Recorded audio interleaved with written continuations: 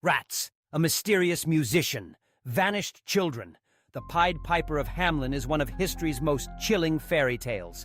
But what if I told you there's more truth to this story than you ever imagined? The classic tale goes like this. In 1284, the German town of Hamelin was infested with rats. A strange man in colorful clothes, the Pied Piper, offered to rid them for a price. He played his pipe, leading every single rat to drown in the Weser River.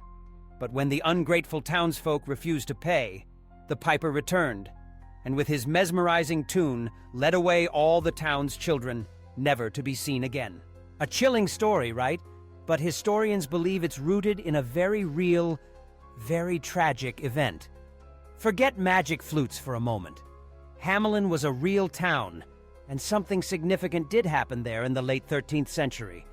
What was it? One leading theory suggests the lost children weren't kidnapped, but emigrated. During the medieval period, there was a major push for German communities to settle new lands in Eastern Europe, places like Transylvania, Moravia, and Brandenburg. Land was scarce, times were tough, and recruiters, often called locators, would promise a better life.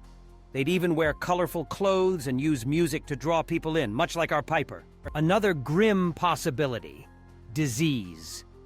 While the Black Death hit Europe later, earlier forms of plague or other epidemics did occur. Some interpret the rats as the carriers of disease, and the children as the most vulnerable victims, tragically lost to an unseen enemy. The story, then, becomes a way to explain an incomprehensible loss. So, which is it? A mass emigration? A devastating disease? The truth is, we don't have a definitive answer. The earliest written accounts, often carved on church windows or mentioned in town chronicles, simply state that on June 26, 1284, 130 children of Hamelin disappeared. The Pied Piper aspect, the magical flute, the rats, those elements likely evolved over centuries, transforming a historical tragedy into a cautionary fable. Today, Hamelin embraces its spooky legend, with festivals, museums, and souvenirs.